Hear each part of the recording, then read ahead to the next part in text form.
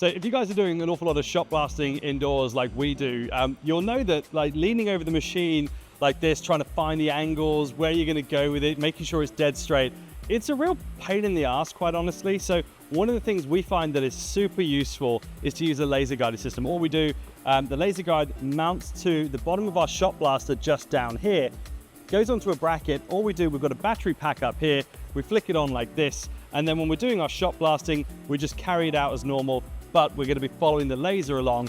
Just keeps everything super straight in line for us. Let's give it a go and I'll show you exactly what it looks like. So as we're going along, the nice thing about this, you take out all that operator fatigue and I can literally stand at the side of it now and see exactly where I'm going. I've got the laser perfectly on the string line. There's just no strain, no stress.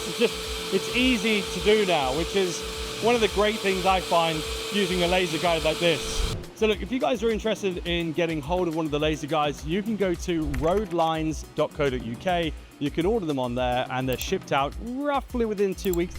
Most things are made to order, so it does take a couple of weeks to build all the things, get them tested, shipped out to you guys. So if you're looking to get hold of any, roadlines.co.uk, you can order them online, go from there.